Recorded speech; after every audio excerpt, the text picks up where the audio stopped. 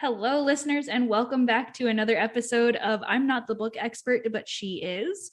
I am one of your hosts, Rachel, and our expert this week is. It's me, Maggie. I'm the other host of this show, in case you haven't been following along. Or if you're just oblivious, or if this is the first episode you're listening to. Which highly recommend you go back and listen to our other episodes, especially since this week we're talking about a sequel to a book that we read in our previous episode. Correct. So if you have not read Vicious or Vengeful, those are the duology that we are talking about today. Vicious was last week. Vengeful is this week. Or I guess 2 weeks ago, because we're doing every other week right now. Yeah. Our schedule got kind of bumped around because it's the middle of February right now, and we're all just kind of suffering. We're drowning a little bit, but it's fine. It's fine. It's like that time of year when you get to the end of winter, but it's not quite spring yet, and you're just kind of done with everything. I don't know. Maybe it's just a Northeast US mood, but I'm sure other people can relate. It's the I can't decide if I need to bring my jacket to work phase. Yeah. Kind of sucks. Yeah. Yesterday it was bitter cold. Today I was not wearing a coat. So that's that on Pennsylvania weather in February. And today it was 55 degrees out, but super windy outside in Maryland. Mm-hmm. So, yep. Fun stuff like that. Maggie, question for you. Sure. What have you been reading outside of our podcast? Oh, the real question is, what haven't I been reading? I don't even remember what I read since the last time we record. I mean, let me look at my little list over here. I listened to a bunch of audiobooks lately. Which still counts as reading. It still counts as reading.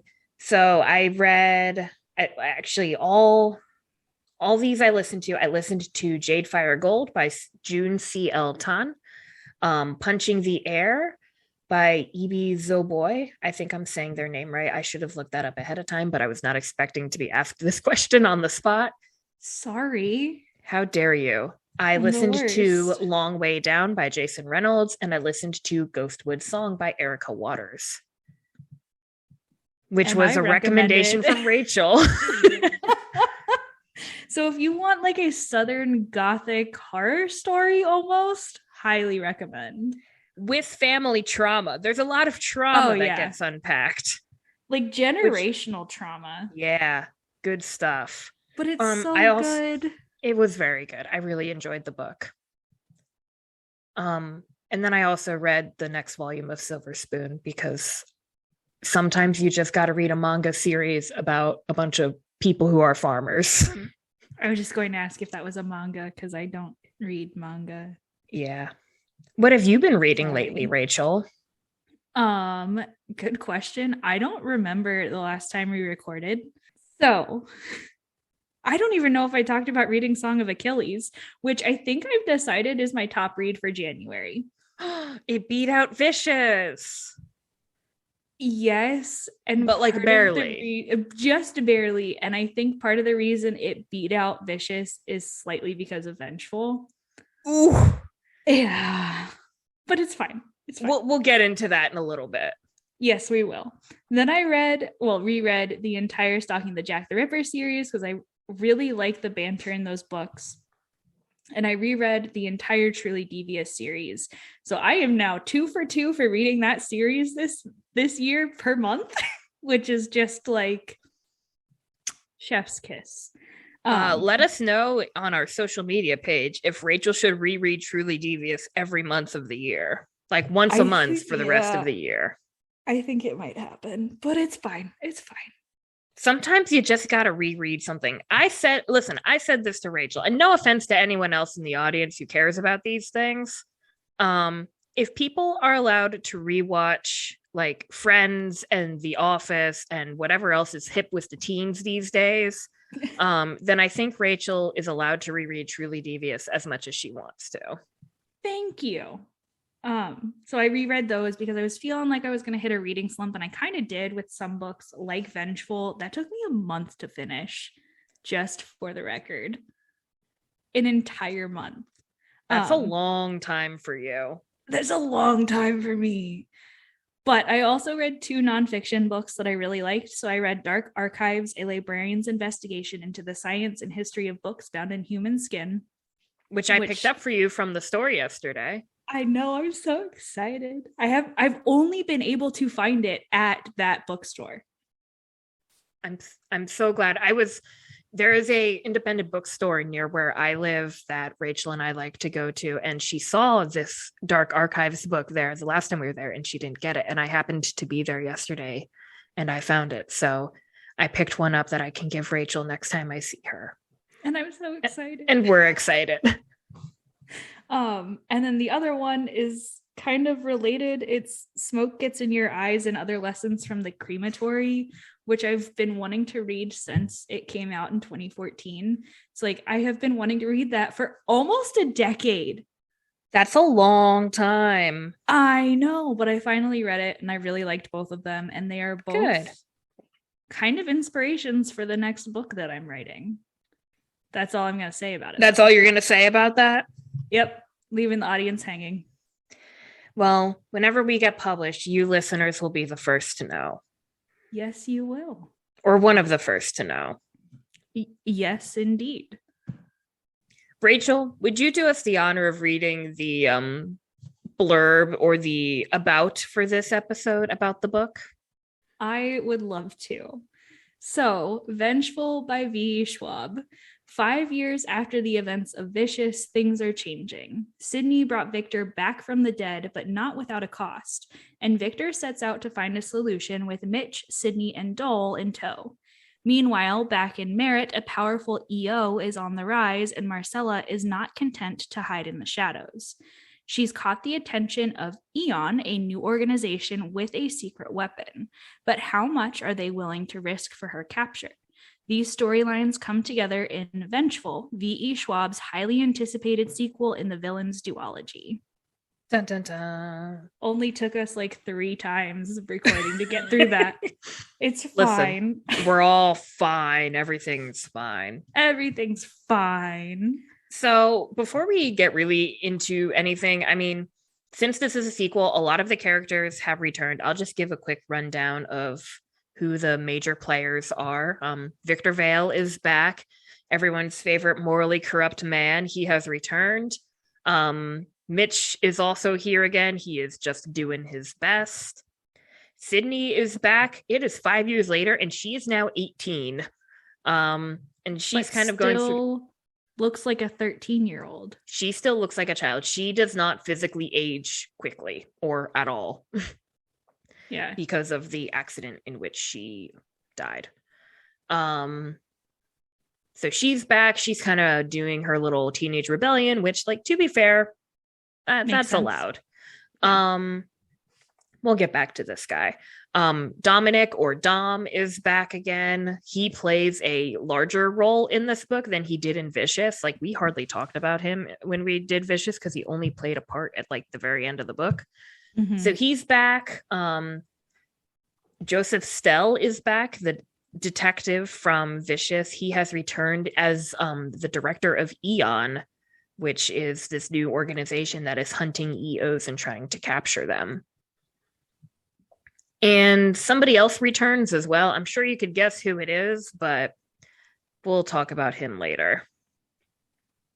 You couldn't see it, but I just had a massive eye roll. Yeah, Rachel really, that should really clue you into everything you need to know about the person in question. See, but if they listen to the last episode, they might think it's one of 2 characters. That's true. This is true. Do we want to talk about our returning characters first and then talk about our new characters? Or do we want to go over who the new characters are? I don't know. I didn't really think about how to form this podcast. I just figured we were just going to go for it. You're supposed to be the expert, Maggie. I am doing my best. And also, in my defense, I made these notes 2 weeks ago. This is true. I'm sorry. Actually, can we talk about that for a second? I don't want to put you on the spot, but I do think this is very interesting. Yeah. So as the book expert, I reread Vengeful. I made all the notes, blah, blah, blah. Rachel was reading this for the first time, and she was really struggling with this book. Because you said it took you like a month to read it, right? And I'm not saying that to call you out. I just think that's really interesting. to give you perspective. And part of this is because I was heading into a reading slump. So that contributed. Mm-hmm. But I started Vengeful on January 21st. And in that time between January 21st and February 26th, I read 1, 2, 3, 4, 5, 6. Please hold.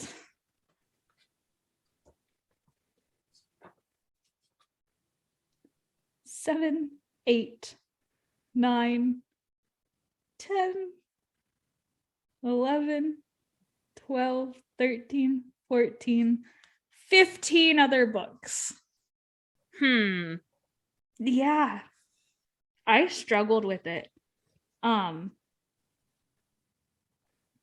think part of it, because if you remember, I struggled with Vicious at the beginning of Vicious. Mm-hmm. And I think part of my struggle with it is we have so many intersecting timelines from so many different perspectives that I have issues following them exactly. Yeah. And it's not fair to say that I can't do multiple timelines, because I do the Truly Devious books. Like, I love those books, and those are two very different timelines. Mm-hmm. With one of them being from multiple perspectives, third person, multiple perspectives, mm-hmm. In the past. But the current timeline exclusively moves forward and is almost exclusively told through one perspective. Right. But with Vengeful, and we're going Vicious, all over the place. Yeah. And we have so many perspective switches. And I also felt like some of our returning characters were acting out of character from who they were in the first book. And that isn't to say that a character isn't allowed to change over the course of 5 years, but it just didn't feel the same. I didn't feel like we were picking up where we left off.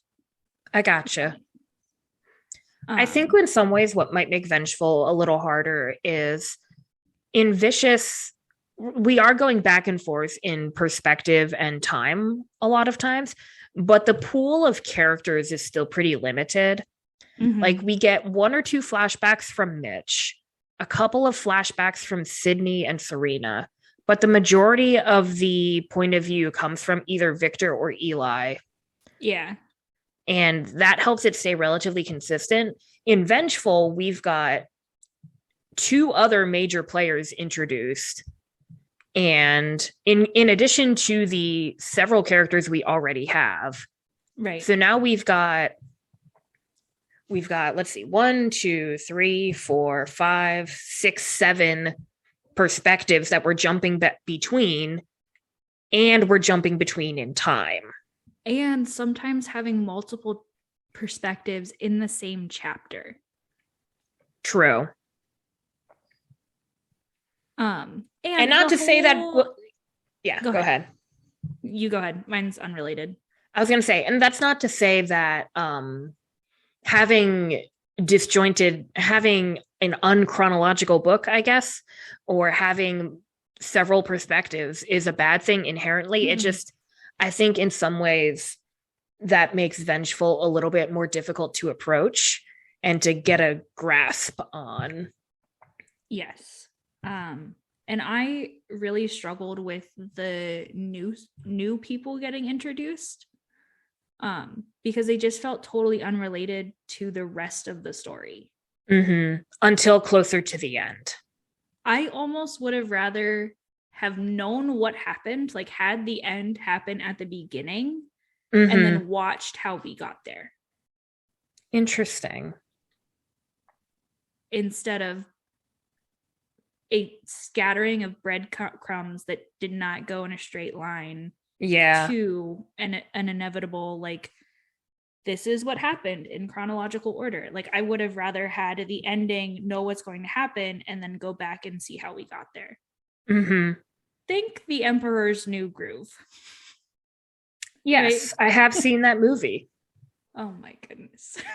I have. I said I haven't, not that I haven't. I know, but I forget that I can't just like blindly give movie references and that you'll know them sometimes. I have no defense. I just don't watch a lot of movies. Sue me. Maybe I will. Do it. I did think the other day I was watching some videos of someone analyzing all the seasons of Avatar: The Last Airbender, and I was like, maybe I'll watch Avatar: The Last Airbender again and just ignore all of the movies and TV shows that I haven't seen already. If I'm allowed to reread Truly Devious every month, you're allowed to rewatch Avatar: The Last Airbender. Don't give me permission. I'll just rewatch Fullmetal Alchemist Brotherhood again. Well, you have to watch that with me. Yes, I do. I don't know if Rachel's gonna like it, but I'm gonna try to get her to watch it. That's not very promising, Maggie. I think you will like it, but I think it will make you cry a lot. Okay, but everything makes me cry, so that's not exactly a fair, like... Yeah, that's fair. Let me, I'm just going to give you my plug for the show, okay? For the anime. Soft Child and Gremlin Child. They're brothers. I'm here for this. I feel like that is the best. And also science magic. I don't have a problem with that. Okay, good. Should we get back to talking about the book now? Probably.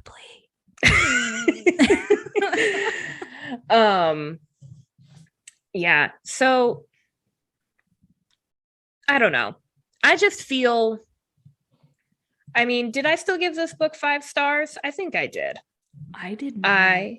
I surely did. It's a very, like, it's more of a 4.5 than a 5 for me. I don't know. My feelings about Vengeful are a lot more complicated than my feelings about Vicious. Mm-hmm. I like a lot of parts of Vengeful, but I don't think it is V.E. Schwab's best work. I can't really agree or disagree because I've only read Vicious and Vengeful and then a third of A Darker Shade of Magic. Well, and as Rachel and I were discussing off mic, I did read all of the Darker Shade of Magic books, and I don't remember any of them because I don't remember anything that happened that summer. So, sorry. I have to read those again. But I do, like, I don't know. But let's talk. Where do you want to start, Rachel? Do you want to start with our returning characters? I think we should at least introduce the new characters because we do start out, like, the first chapter is Marcella. Yeah, that's a good point. So I also just remembered we should probably mention trigger warnings at some point. So I'm going to look those up real quick. Okay, well, you do that. Are you okay if I introduce our new characters? Go for it. So within our new characters, we have Marcella Morgan or Marcella Riggins. She is a mob wife who ends up an EO who has this, like, destructive, rusty sort of power. I don't know how else to describe it. Like decay almost. Yeah. Like whatever she touches will disintegrate. Correct. Be it a, like, physical inanimate object or a human being. Yes. We also have June, and we have complicated feelings about June. She kind of has some weird vibes, but she's also an EO and she can morph into other people. At one point she's described as like a human voodoo doll because she shapeshifts, and if you do something to whomever she is shapeshift into, that person is then impacted. We also have Jonathan, who I agree with Maggie's note that I'm reading off of, is a very underutilized character. He's also an EO. He can form a shield around himself and others. And then we have Dr. Haverty, who is a terrible human being. He experiments on EOs on Eon's behalf initially. Yep. Yeah. We are not a fan of the good Dr. Haverty. Haverty? I think a lot of people would say it Haverty just because we don't enunciate our T's very frequently in the English language. Haverty then. Like, it's probably supposed to be pronounced Haverty. Haverty. Because of how we speak, it would be pronounced Haverty. Let me put it this way. I don't care enough about him to give him the dignity of saying his name properly because he's a horrible person. I concur. On that note, let me talk about the trigger warnings because there are many. And just as a reminder, we talked about this in our Vicious episode. Vicious and Vengeful, while they may be approachable to a young adult audience, they are definitely not intended for that kind of audience. So just use that kind of caution because we have alcohol consumption, animal death, graphic blood, and honestly, I would say gore. That's not listed here, but I would say there's some pretty gory stuff. Cheating, domestic abuse, death, drug abuse, gun violence, attempted rape, panic attacks, self-harm. Oh, I guess that did happen. I totally blocked this out. Graphic sex, suicide, and violence. I know you're making that face. Who gets sexually assaulted? I couldn't remember. I think maybe June. Does June do the assaulting? Because that's when we're first introduced to her. Maybe? At the strip club. Because I don't think we officially get like June. I know we don't get June's full backstory. Yeah. Or maybe to Marcella. There's definitely a lot of sexual harassment in this book. Oh, yeah. And then graphic sex? I mean, that's what it says, sex, and then in parentheses, graphic. Graphic, yeah. Some of the stuff between Marcella and Marcus, I would say. I wouldn't say it's, I mean, I realize our definitions of graphic are very different, but I think it is perhaps more explicit than a normal book. Than a quote unquote normal book, yes. Sorry. It is explicit but euphemistic in some ways. Yes. There's no mistaking it for sex, but it's not explicit. Yes. So in a tweet, it says, I'm going to be upfront. Of the 3 female leads in Vengeful, one of them has experienced sexual assault. I think it's June. It's not Sydney. It's not Sydney. No. I don't think it's on Paige, though. It can't be. Because I feel like I would have remembered. Yeah. One of us would have remembered. Oh, yeah. What was your star rating, Rachel? My star rating was only a 3. Scandal.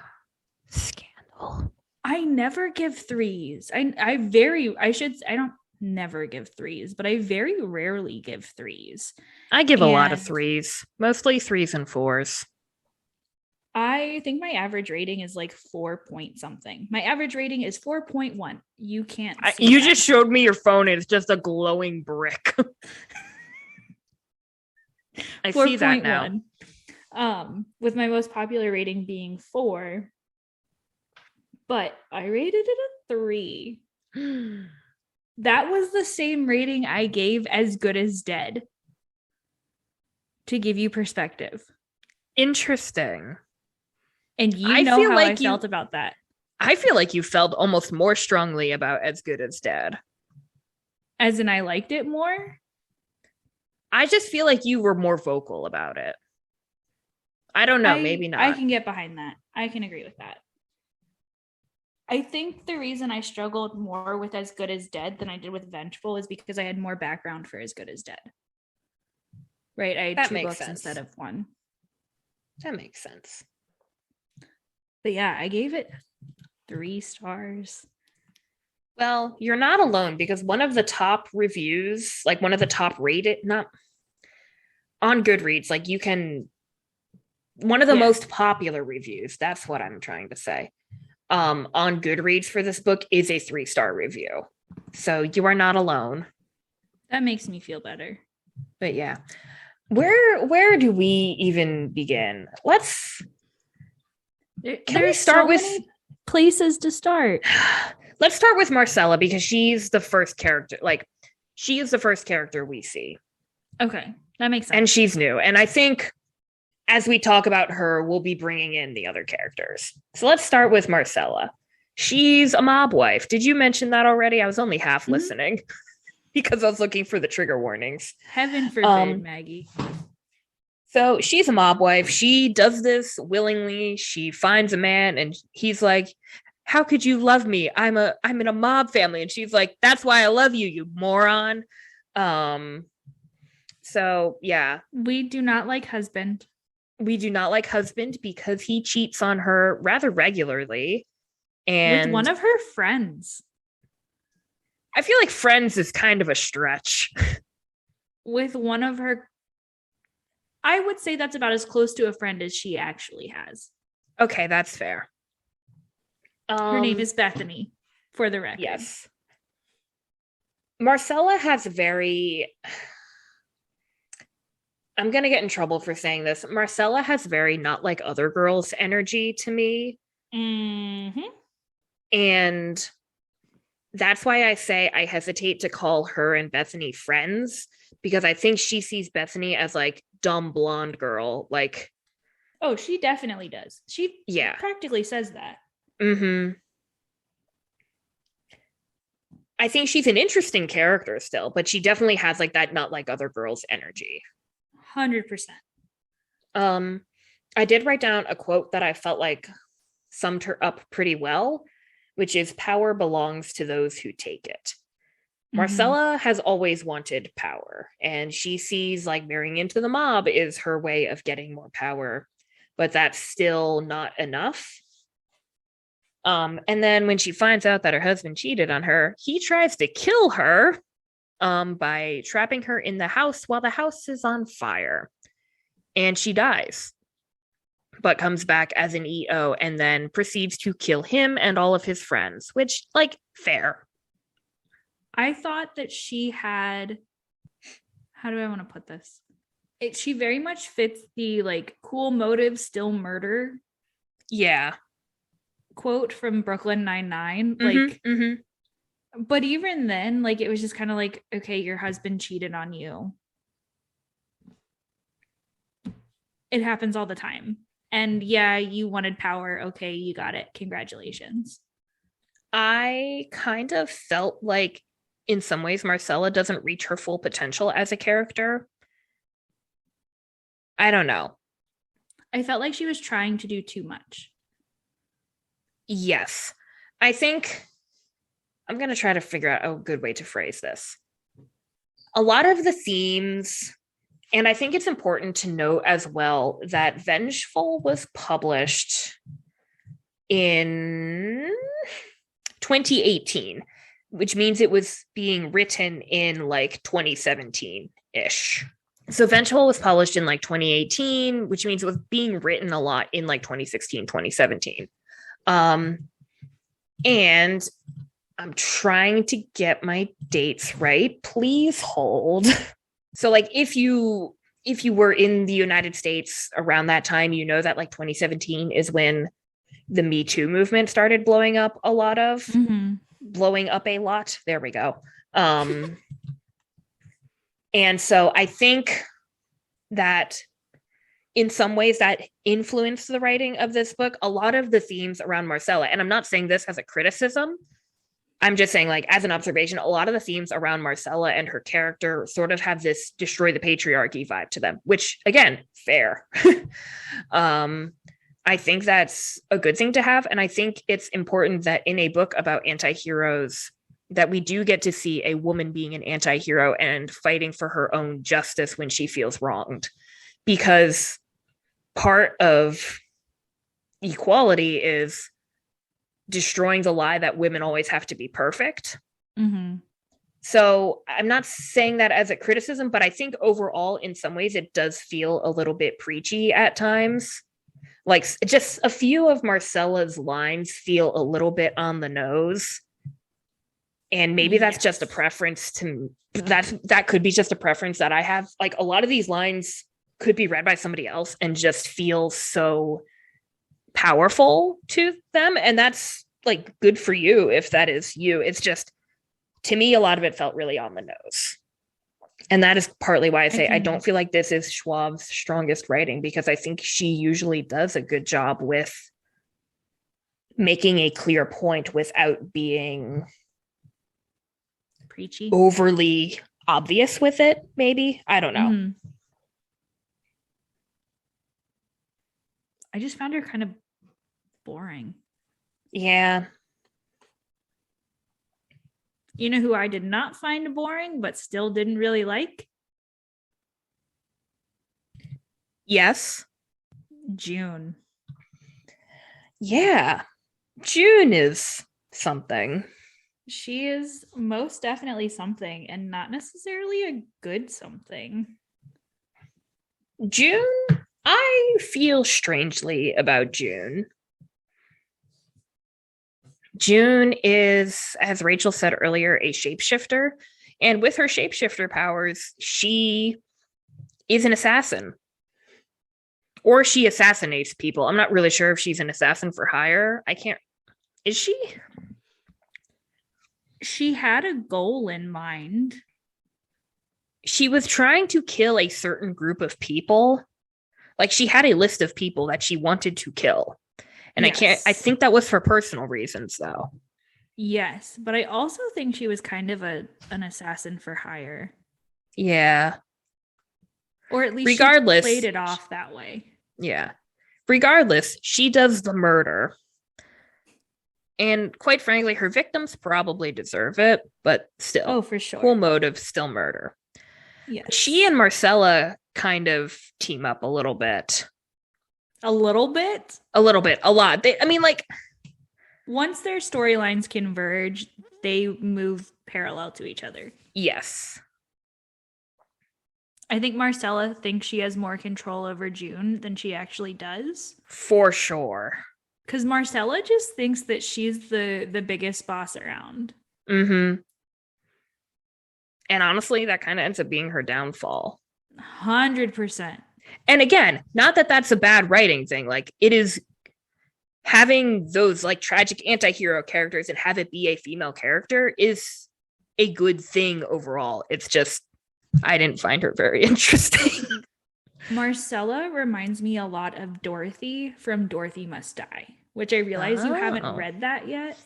I know, but go on. But she reminds me a lot of Dorothy in Dorothy Must Die, and Dorothy is the main villain in that series. Mm-hmm. And she just wants power to the point where in Oz, they are literally mining for power in Oz.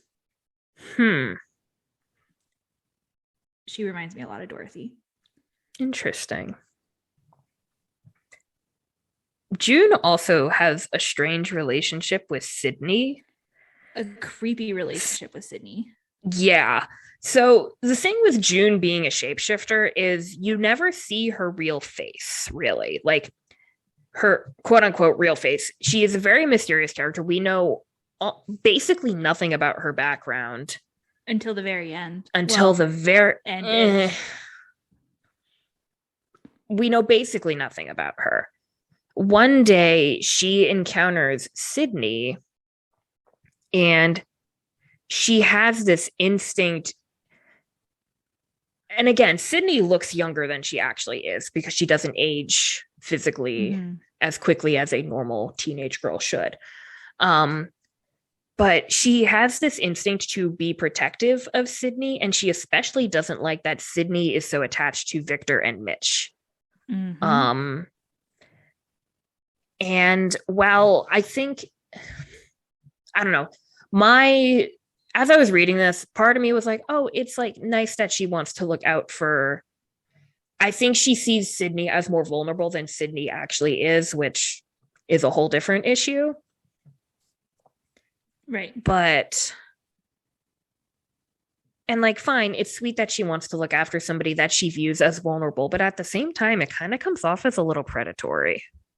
Yes. Do you remember when we first saw June and Sydney interact and what I texted you? No. What did you say? I was like, is this supposed to be a romantic relationship? Like, oh yeah. I don't like this. I did discover, in fact, that there are some people who view their relationship as being somewhat romantic, at least on June's part, which I don't know how I feel about that, because yes, Sydney is 18, but she's not 18 when they meet. Oh, that's true, because the timeline's all whacked out. She's like 14 when they meet. That's right. Huh. Which just makes the predatory behavior so much worse. And also, we don't know anything about June. We don't really know how old she is or what she, like, whatever. The thing that, so June ends up doing some spying on Marcella's behalf later on in the book. She goes to spy on, she spies on Victor? June meets Victor before she meets Marcella, but doesn't know anything about him. Right. Anyway. See, this is why I get so caught up in this book. The point being, June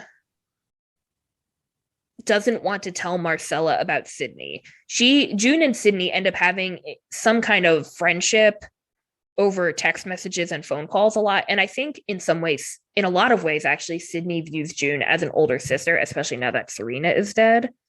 So that is, at least from Sydney's perspective, whatever June feels, who knows? Your guess is as good as mine. But when June starts working with Marcella, she does not tell Marcella about Sydney because, and I quote, besides, Sydney was hers and June didn't know if she wanted to share. Mm-hmm. That's the same sort of language that Eli and Victor used with Angie. You are so right. It's that same kind of possessiveness. Yeah. And this is from a couple pages later. Besides, June didn't want to steal the girl, meaning Sydney, that way. She wanted to win her fair and square. She'd told Sydney once that people should choose their family, and she'd meant it. June wanted Sydney to choose her. Which, I guess that gives her 1 point, but it also just still feels a little manipulative. Mm-hmm. And, right, she locks Sydney in, like, the bathroom or something. But doesn't check Sydney's pockets. Seriously. Bad. I know. Sydney shoots out the hinges. June takes Sydney to where she's living, drugs her, locks her in a bathroom for her own good, and Sydney's like, what? Like, Sydney's trust is shattered in June. And, like, honestly, that's fair. Because for all, like, you could make a very solid argument that Mitch and Victor maybe aren't the best the best guardians for Sydney, but at least they never forced her hand, I think. They made deals. Yeah. But that's still better than what June did. I agree. And since I invoked their names, do we want to talk about Victor and Mitch? Yes. Can I say something as we transition, though? Of course. I'm going to take a drink of water. I'm starting to realize that my feelings are much more complex than I thought that they were initially, which makes sense about this book. But I don't know if I would ever want to reread this book. Interesting. And I always say I want to reread books, unless I really hate them. Fahrenheit 451. Cough, cough. Wink, wink, nudge, nudge. But, like, this whole book just kind of pisses me off. Like, almost to the level that Serena as an individual character pissed me off. Yeah, if you didn't listen to our last episode, Rachel had a really good rant about Serena. It Definitely was there was foundation to it. It was very foundational. It was very good and very grounded in the book. I'm just saying it was a good rant. And as I cough again off camera.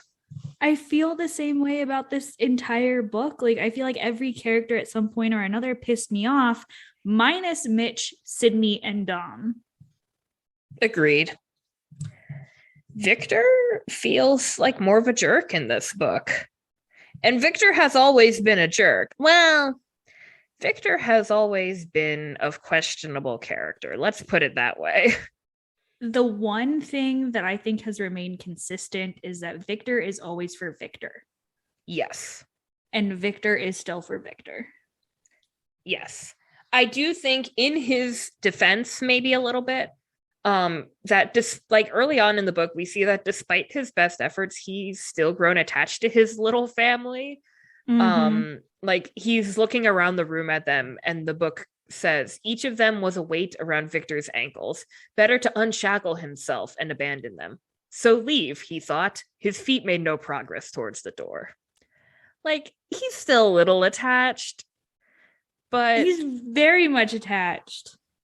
I know Victor isn't the self-reflective type, but I kind of wish there is a clear, like, and especially as he's dealing with all of this, like, he keeps dying and coming back as, like, sort of a side effect of dying and coming back, I guess.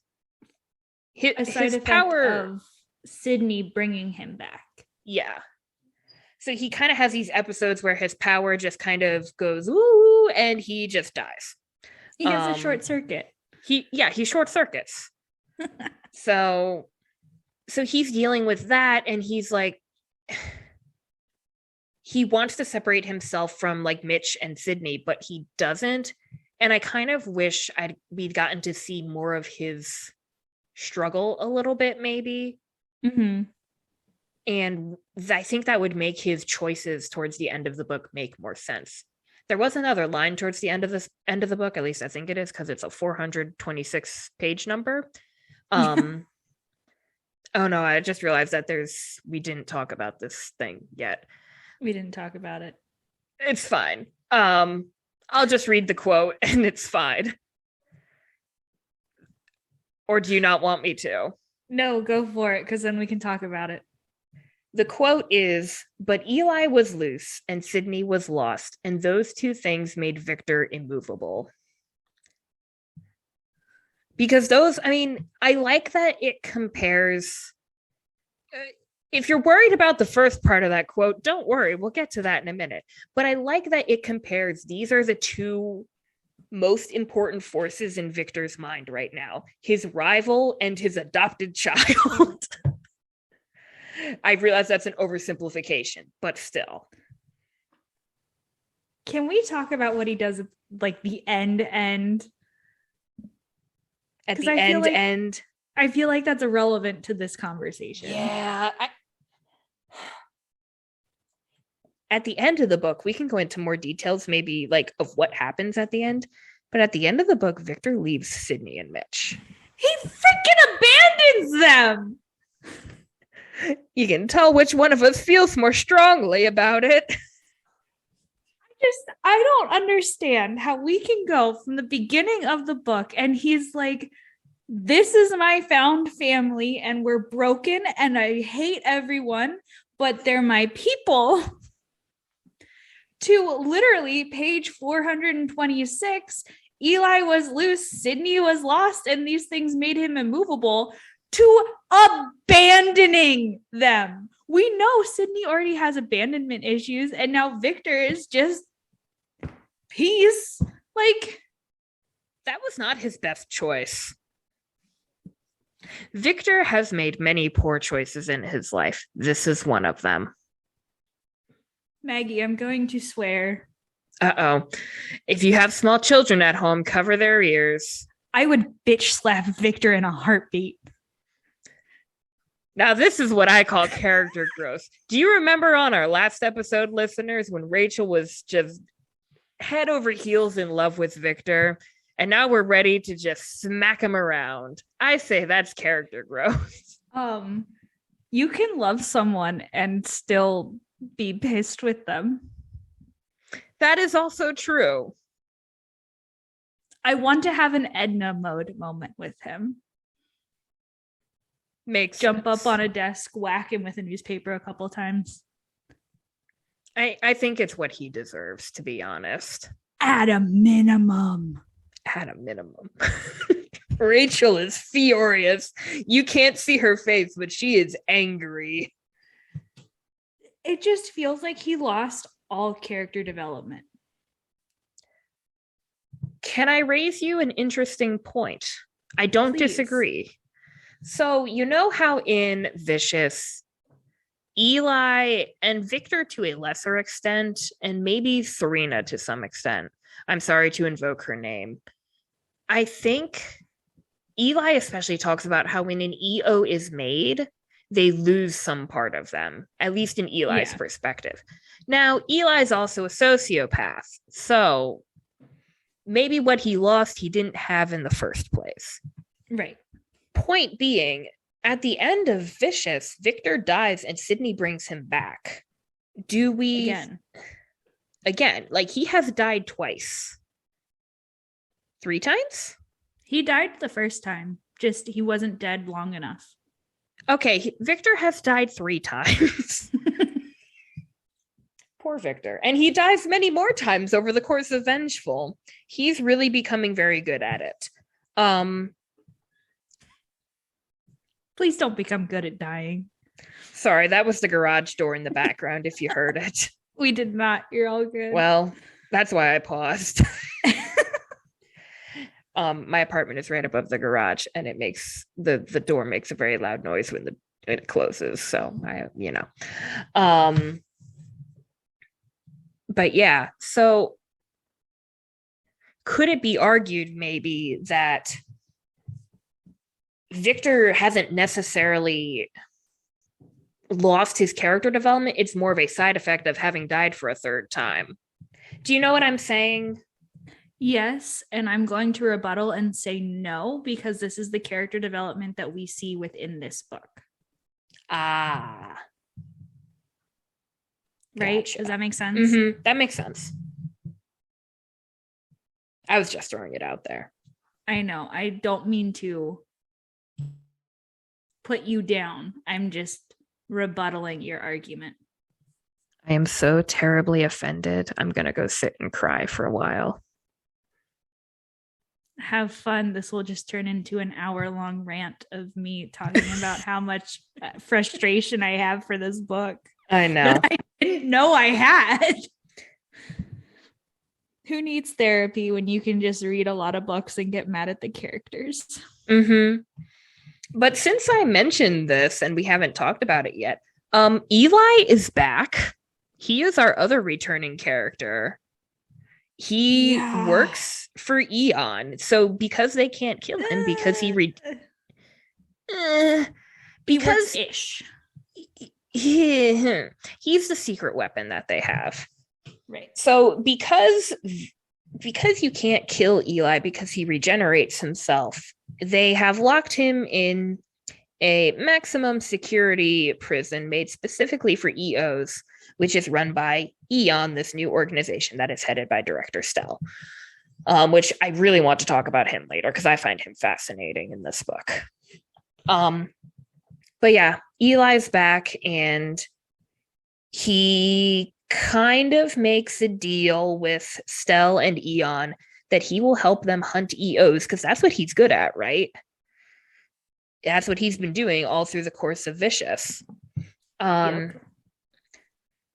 And when he tries to help them get Marcella, he wants to get out of this prison, obviously, so that he can go back to killing EOs the way he wants to.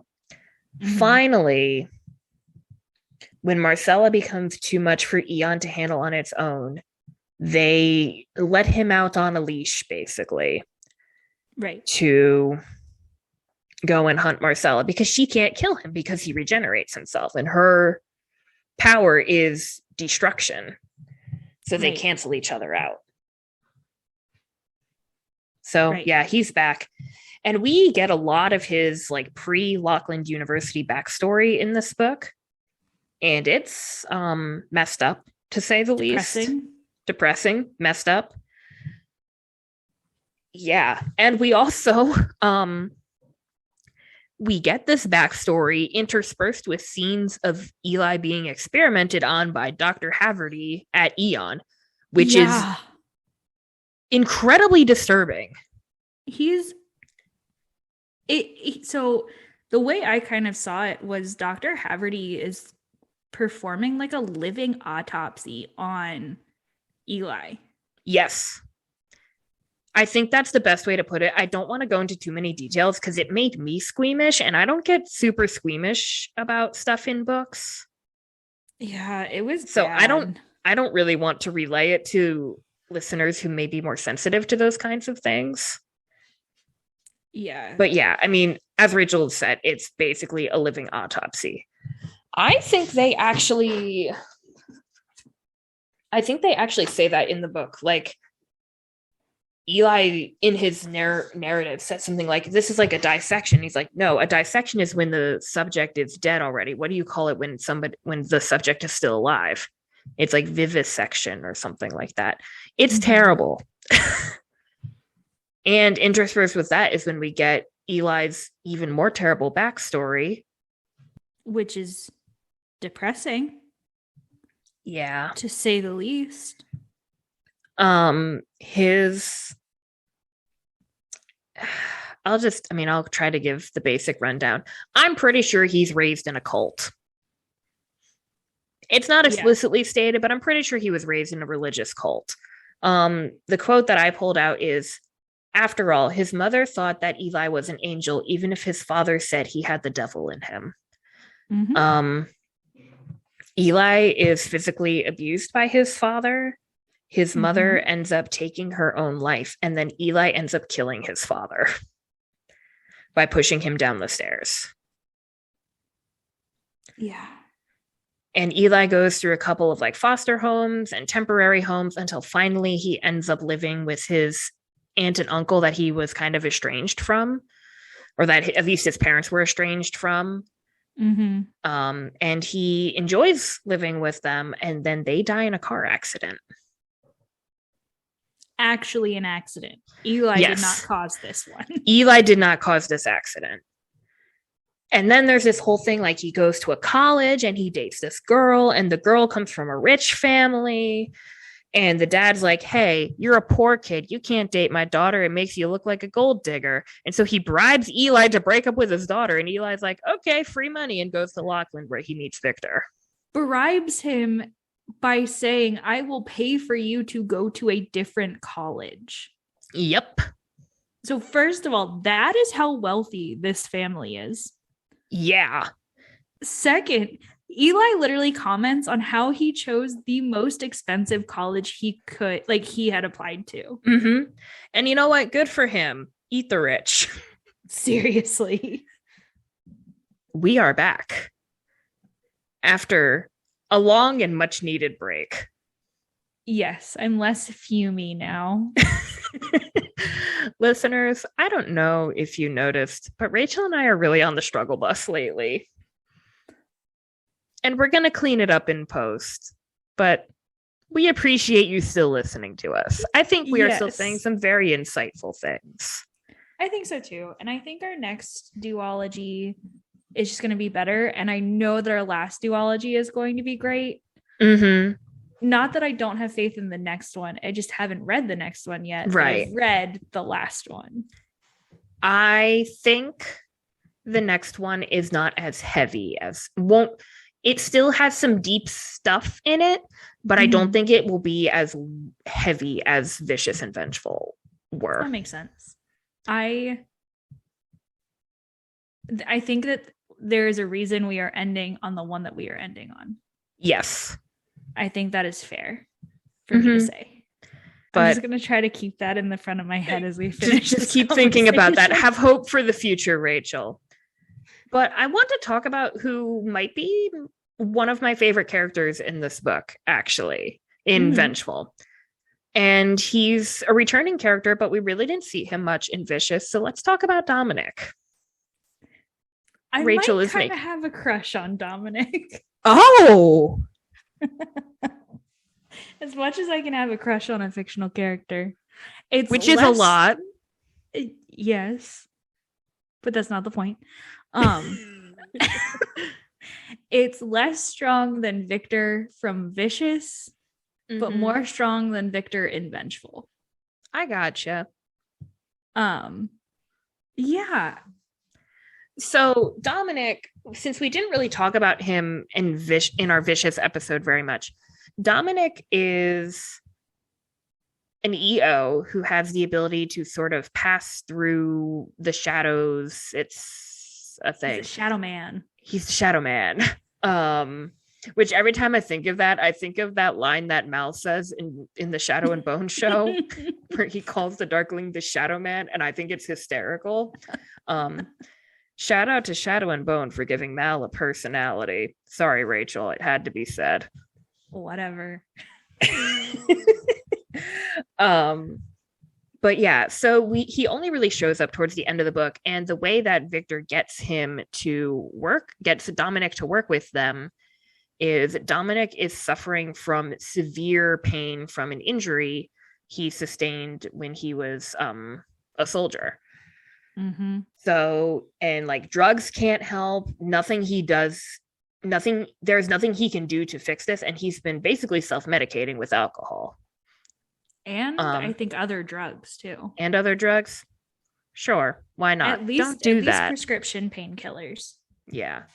So, but then he meets Victor, and Victor can take all that pain away. So that's how he kind of ends up being one of Victor's lackeys, for better or for worse. And Dominic has a lot of roles that he fulfills in this book. Like the first one we see is him being a timer for how long Victor has died. Yeah, because when Victor dies, Dominic isn't affected by his power anymore. And so Dominic can time by how long he's in pain to know how long Victor has been dead for. Because Victor doesn't know because he's dead. Not to be crass. He dies a lot. You got to get over it. He dies a lot. Yeah. This is for very specific consumer or listener. He dies like Dean dies in Supernatural when they just keep reliving that Tuesday. I wasn't sure what I expected you to say, but that was not it. I've not watched Supernatural, so I only have a very cursory knowledge. I might have you watch just that episode so you will get this reference. I saw 2 episodes of Supernatural, did not like either of them. That was not one of them. I think I would have remembered that. Were they from season 1? I don't remember. They were out of order. You are no help to me. I don't remember. 1 is not a good Rachel, season. this was like 10 years ago. Oh my gosh. Okay, regardless, I really like Dom. He is a timer, but then he's also kind of the inside man with Eon. And his was the only character change from book 1 into book 2 that I actually really liked, because you got to see Dom put his life together. Yeah, because now he doesn't have to deal with this pain anymore. He can clean up his act and like get a job. Yeah. I want to find the one scene, which I did not write down, but now I want.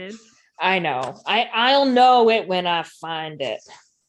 I found it. Why didn't I put a tab on this page? I don't know. What page number are you on? I am on page 141 in the hardcover. I'm thinking it's also 141 in the paperback. Oh, fancy that. I'll just read this one paragraph. His medals were mounted on the wall, no longer thrown carelessly around the necks of empty liquor bottles. Next to them hung the x-rays. Each metal plate and bar, pin and screw, every way they'd put Dominic back together, glowing white against the backdrop of muscles and skin. The place was clean, and Dom was clean. That just made me so happy. He got the redemption he deserved. Yes, which is good, because Rachel's gonna throw hands. Can I say this? Yes. He dies near the end of the book. He dies near the end of the book. I'm continuing on the spoilery train. He dies near the end of the book protecting Victor. Which, I'm going to be honest, I'm not sure if Victor really deserved it at that point. No, he didn't. I feel like he's very underrated. I was glad that he got to shine a little bit more in this book, but overall, I just feel like Dom is a very underrated character. If Victor had died, Dom could have taken his place at that final scene against Jonathan. And we might have had a better outcome. Agreed. Because June wouldn't have known. I'm continuing on the spoil train and I don't really care. Okay. June would not have known to attack him because she does not know who Dominic is. She might have, based on when she interacted with Mitch that one time. Debatable. Eon would just think it's one of their guys. And Marcella wouldn't know anything. And he can move through the shadows. Like, he's the Shadow Man. Shadow Man. So, like, how is Jonathan supposed to defend himself against the Shadow Man? And now Jonathan can't protect Marcella. And now Eli can attack Marcella. This is just a theory, but I almost wonder if V.E. Schwab looked at her cast of characters and realized, I made one of my characters overpowered. Better fix that, and then just shot him. Or however he died. He gets shot. He does get... I thought he got shot. And then he dies in the Shadowland.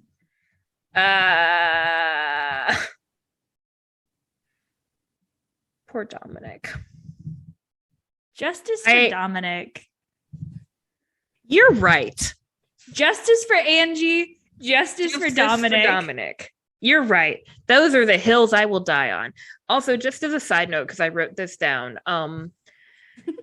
So Dominic ends up working for Eon, like on Victor's instructions. He finds out about Eon. And then he's like, hey, Victor, let me tell you about this thing. And Victor's like, yeah, you're going to go work for them now. And Dominic's like, whoa, buddy. I'm the kind of person they're trying to hunt down. And Victor's like, yeah, you'll be fine. Like, Go have fun. Go have fun. Report back. But when he does that, he changes all the contact names in his phone. So Victor is Boss Man, Mitch is Big Man, and Sydney is Tiny Terror, which I think is very adorable. And can we I appreciated how Dom sent Sydney a birthday present? Yes! I forgot about that. Like, that's just so precious. I loved that.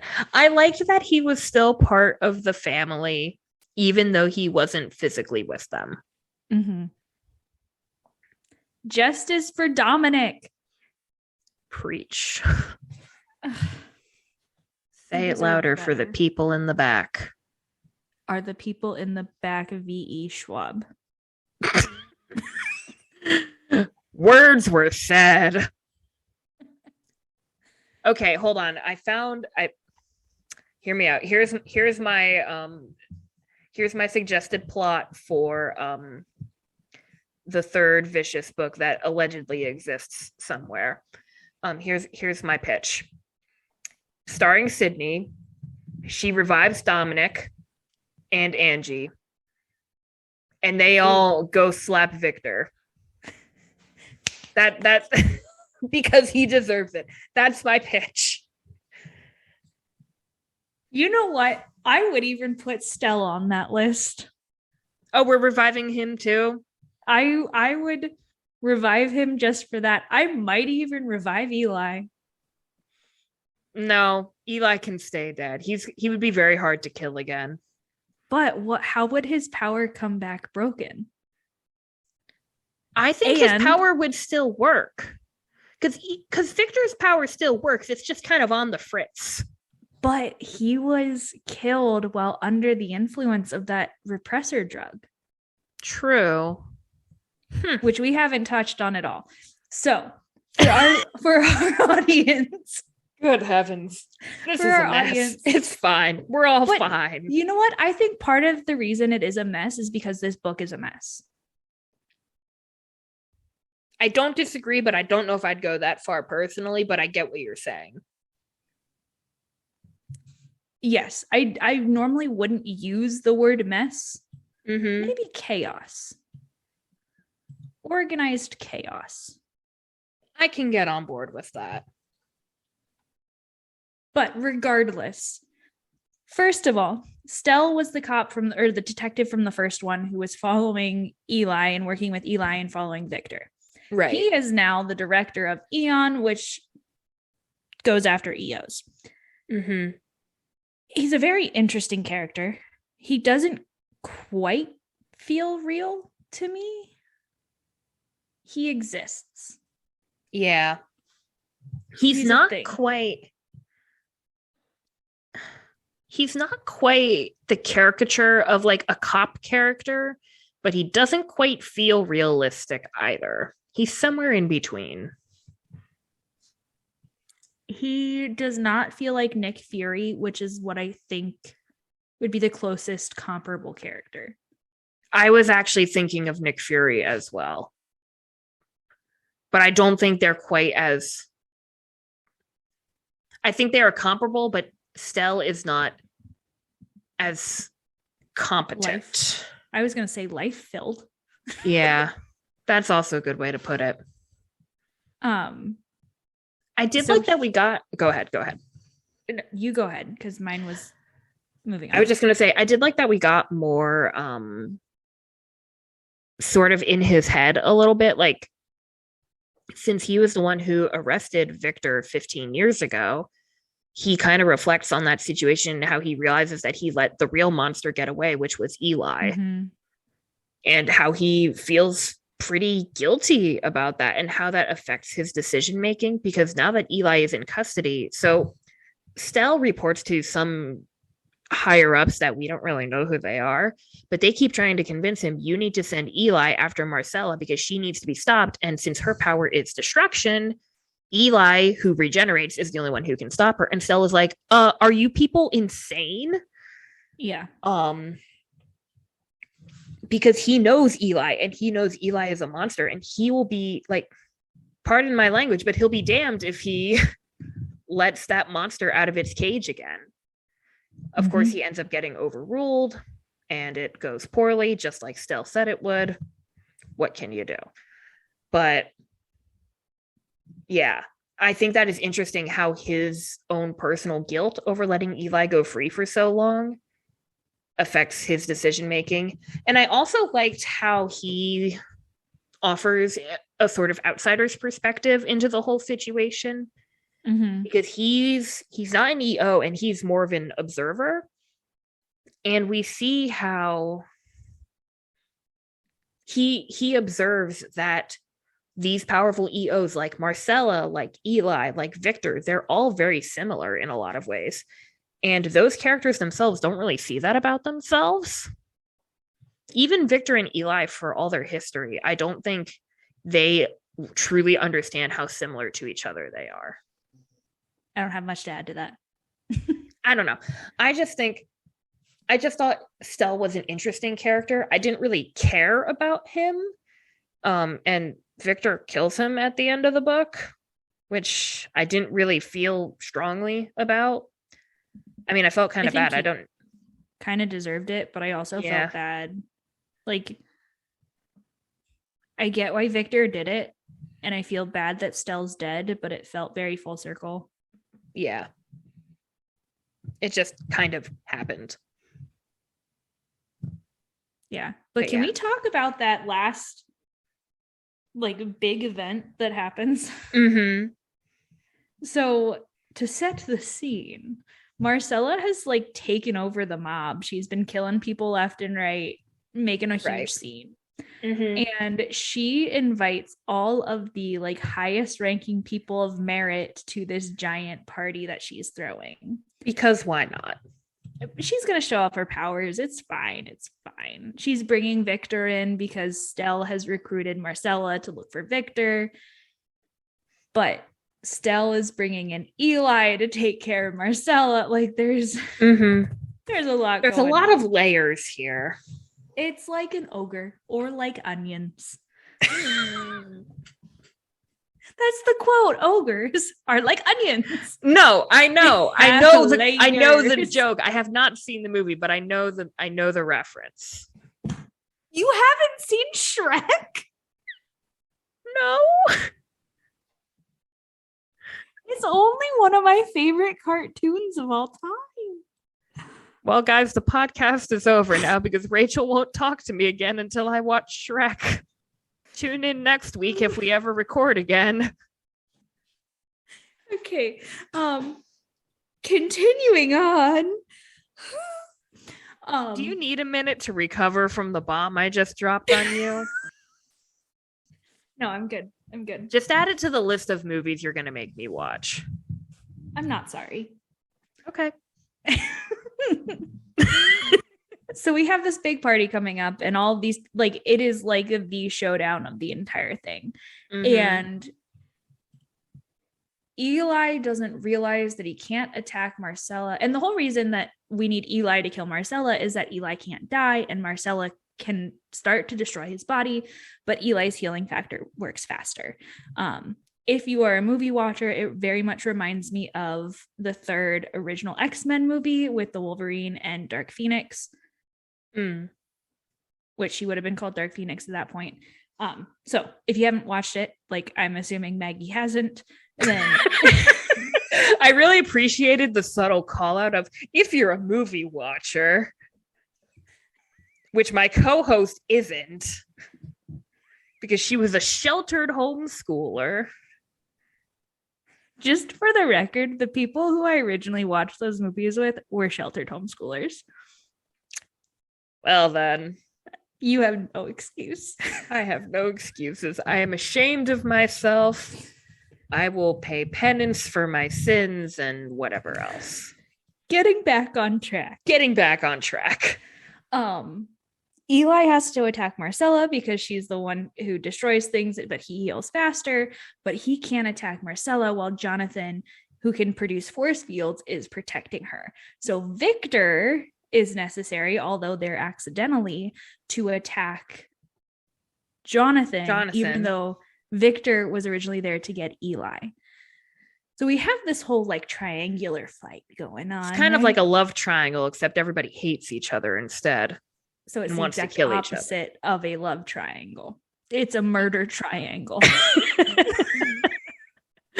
I like that phrase, murder triangle. I think we should copyright it. Title of my next book. Murder triangle? Yep. Okay, listen, there's a new video game coming out. This is related, I promise. That is literally just called Triangle Strategy. So like murder triangle is not a bad name for a book. It is not, and it would fit the book that I'm writing right now.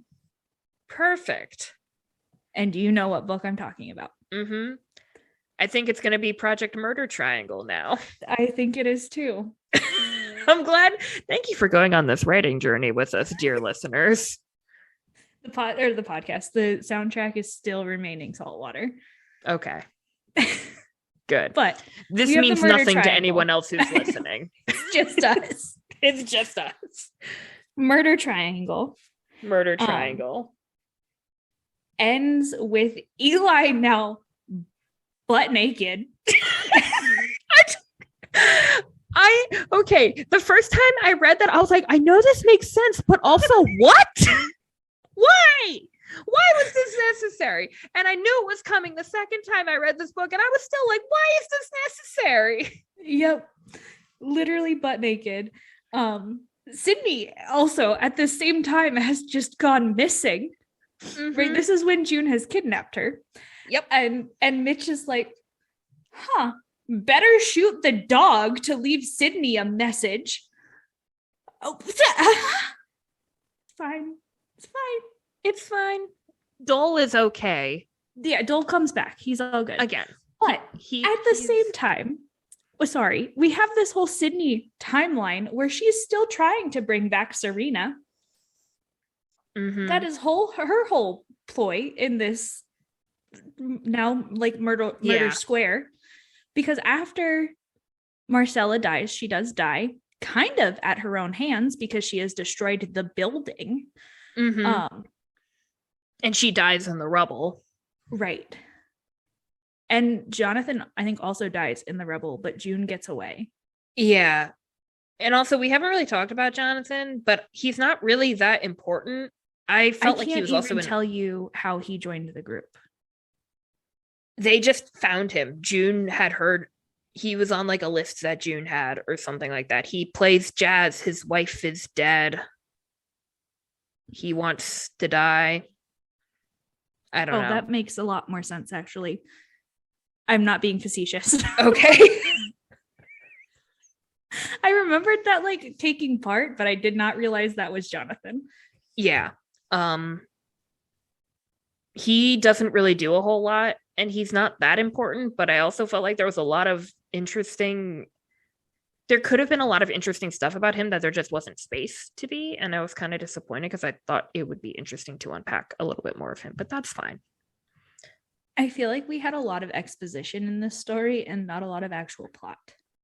Yeah. But to continue on with this murder triangle, Jonathan and Marcella are dead. Gone. Eli got whacked. Butt naked. Did I make you laugh again? Eli running naked through the streets of Merritt just kills me. And this like security guard is like, hey, just for the record, you can't run around here naked. And Eli is like, sweet, I'll take your clothes. And literally like knocks the guy out and takes his clothing. Mm-hmm. Meanwhile, Victor is now chasing him. And all of a sudden, Eli gets shot. And Eli's like, with a tranquilizer. And Eli's like, haha, you think that's going to work on me? Passes out. Because normally his healing factor would prevent him from being affected by this. But it doesn't. Wake up in a like storage container. Yeah, in like a storage unit, like one of those self-serve storage places, which is sketchy as heck. Which has been turned into like a medical lab. Quote unquote medical lab. And we're also going to take a step back real fast. Sydney is now looking for Victor by pulling on his lifeline because she can still feel the strings of the people she has brought back to life. Yeah. Whenever she brings somebody or something back to life, she can feel sort of like a intangible connection to them. So like that is why she's so connected to Dole. And she also has that kind of connection with Victor because she brought him back to life.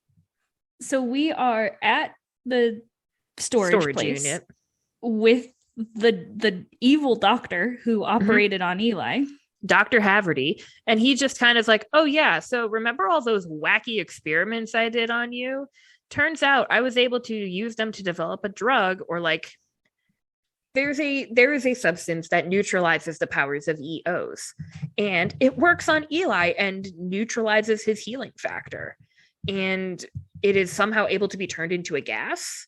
So it's just in the air in this not legit lab that Dr. Haverty has created so that he can like he is once again operating on Eli, or he's doing some crap to him. Who knows? He's using Eli as a test subject. Yeah. And Eli's healing power is not working. It's working a tiny bit, but not enough. Yeah. So he, being the doctor, injects more of the substance into Eli when Victor walks in. Mm-hmm. And kind of together, Victor and Eli take down the doctor, and the doctor dies. Good. And then Eli turns on Victor. Surprise, surprise. Please allow me to contain my shock. Are you feeling contained? I don't know. I might need another second. Okay. So now Victor's abilities don't work because he is in this aerosolized room of the substance. Mm-hmm. So and Eli for once can't heal himself. Right. So it's almost like a repeat of the last scene of Vicious, except this time Eli can die. Yeah. They're on even ground. They're on even footing again. But who walks in, Maggie? Sydney walks in. because she's trying to find Victor. She sees Victor. Eli is, I think, ready to kill Victor. Over top of him, about to slice his throat open. Sydney takes out the gun that Victor gave her and shoots Eli and kills him. Like, and one shot, one kill. Yeah. Good for her. Full flippin' circle. What's that TikTok sound? It's like, I don't believe in the glorification of murder. I do believe in the empowerment of women. Is that the sound? What?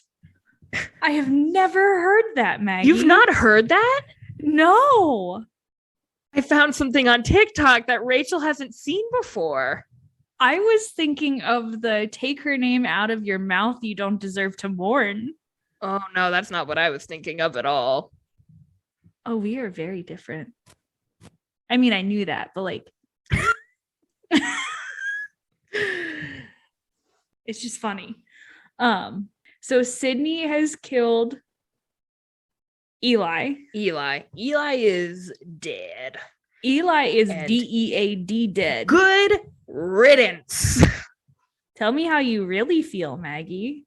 I am glad he's dead. He's a fictional character, so I wouldn't say that about a real person. Most real people, maybe. I would say that about dead people in the past. Yeah, that's fair. F. Scott Fitzgerald. If I ever saw that man in person, I'd probably murder him. Yeah. Throat punch him with a knife. I'm just gonna turn into the Wolverine, have the bone protrude out of my hand, go to throat punch him, and oops, sorry. Oopsies. Little accident. So sorry. Ooh. But then Victor is like, Sydney, go with Mitch.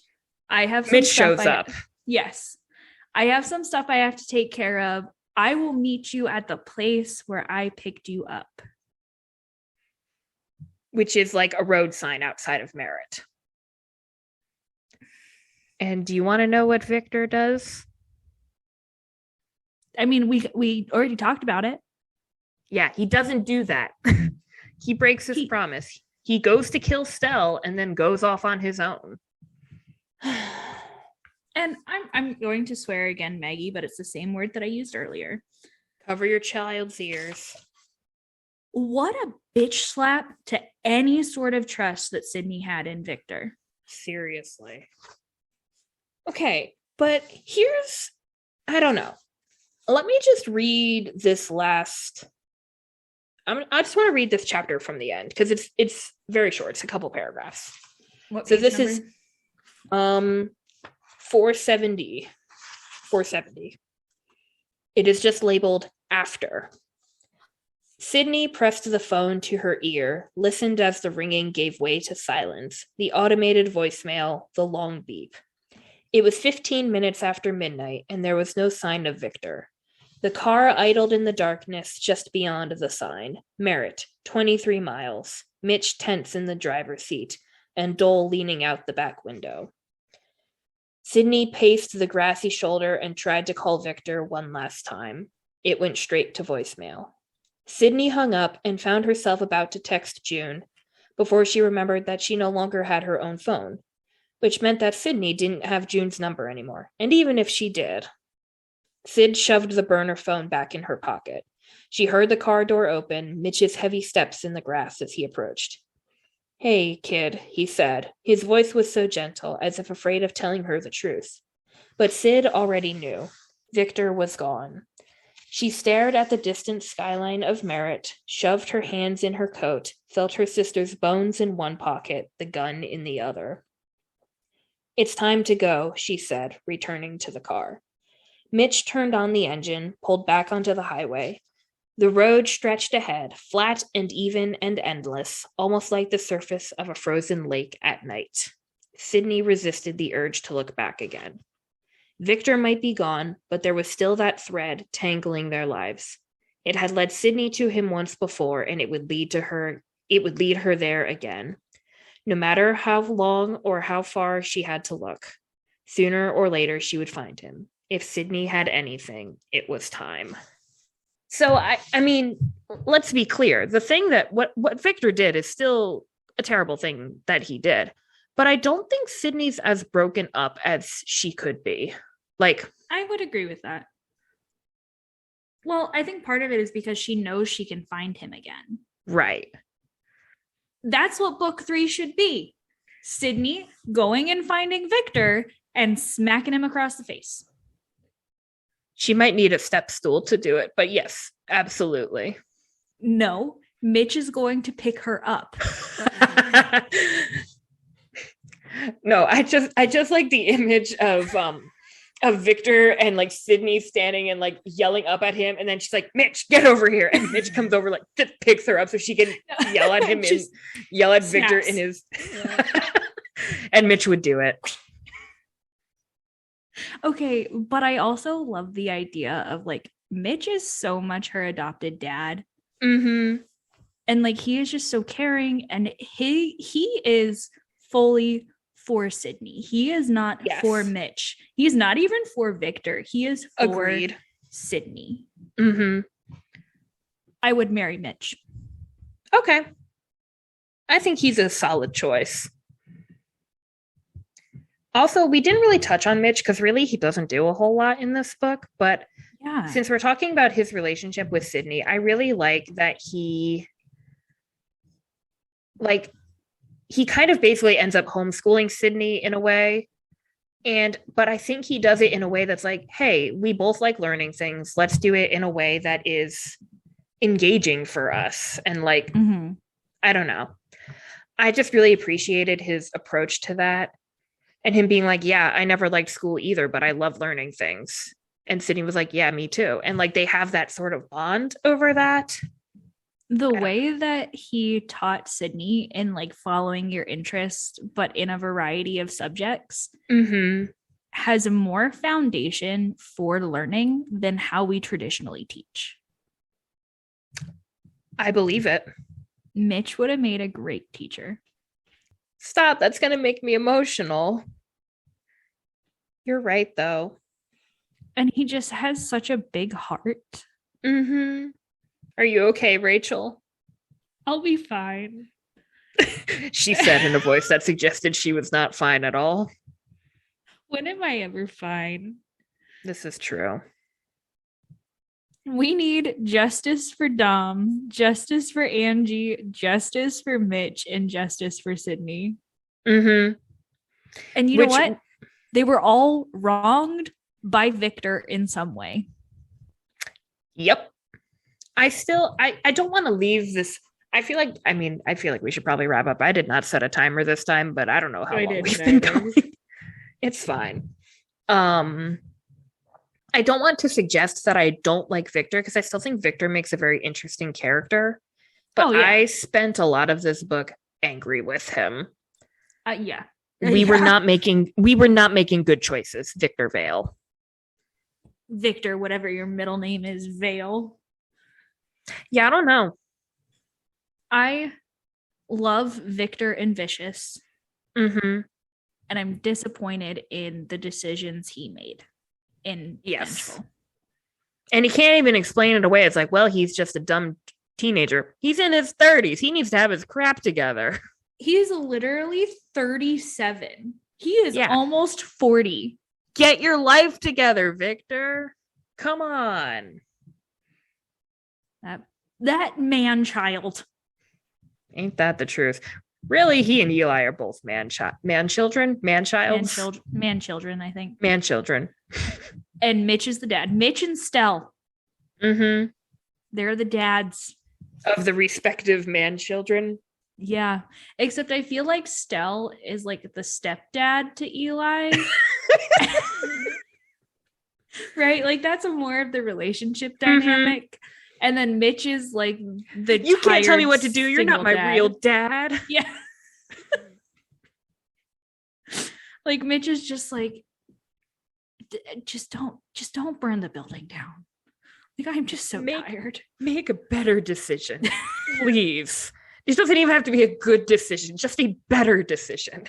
That's what I tell my students all the time. Make good choices. You can't make good ones. Make better ones. It's good advice. Oh my goodness, Maggie. I think we reached a natural conclusion to our conversation. I think we have too. We've talked a lot, both on mic and off mic. This is accurate. Well, thank you, listeners, for bearing with us through this conversation. Yeah. If you enjoyed Vicious, I'll just put this plug out there. If you enjoyed Vicious, I still recommend you at least give Vengeful a try. It is not everybody's cup of tea, even those who loved Vicious, as Rachel did. And if you don't like it, that's okay. And I think something else that I kind of want to say as we wrap up is Rachel and I disagreed about this book. And guess what? We're still friends because... What? I know. I'm going to let you in on a little secret. Sometimes differences of opinions over books aren't deal breakers. I would say most of the time they aren't deal breakers. You know, it's not... There are some instances where differences of opinions should be deal breakers. When it's over opinions of whether or not you liked a book, that's not it. And I was thinking earlier about how the bookternet, the online book community can tend to be a little aggressive with ostracizing people because they don't like a specific book, or they do like a specific book, or with an author or whatever. And I really liked that, even though I feel bad that I made Rachel read the sequel that she didn't enjoy, I am glad that we were able to have a conversation about it and talk about it like mature adults. Agreed. Which I hope that is something that we will all do more often when we disagree about any kind of media or story. I definitely second that. Good, because it would be really awkward if you didn't. Yes, it would be very awkward. But Maggie, before we go in and plug all of our social media, do you want to talk about our next duology since you are still the expert? I am going to be the expert for 2 more episodes, so hopefully you'll like the sound of my voice. So yeah, the next duology we're going to be reading is Warcross and Wildcard by Marie Lu. They are based on a virtual reality, or the storyline revolves around a fictional virtual reality video game. I actually just started my reread of Warcross yesterday, and Rachel started reading it today. So I'm excited to talk with her about it. And as I mentioned earlier, I think these episodes will be, if not lighter in content, at least a bit lighter in mood. Yeah. And a little less dense and confusing. You mean because these covers don't have guns and or entire skeletons on the cover? Correct. I actually love the cover of Warcross. I do not like the paperback cover. I like the hardback cover. Makes sense. But that's a whole other tangent. So I'm excited to talk about those books, and then I'll be the expert. I was actually thinking as I was reading today of some things that I want to bring into our conversation. So I'm excited. It's going to be a good one. Yeah. So social media plugs. Can I even remember them? Good question. That is a good question. So you can find us on social media. Remember, I'm not the book expert, but she is. Our Twitter and Instagram handle is bookexpertpod.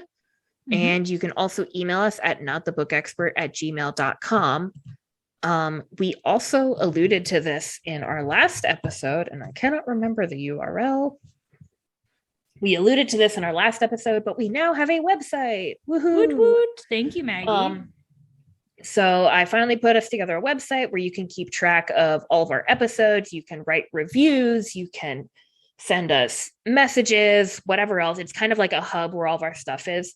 So that is bookexpertpod.wordpress.com. And all of these things I usually link in the podcast description. So if you don't remember what I said, that's where they are.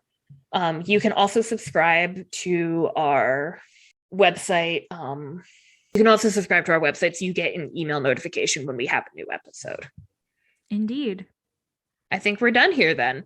I think so too. And until we will see next you time. Yeah, we'll see you in our next episode with Warcross by Marie Lu. Woo. Bye. Bye.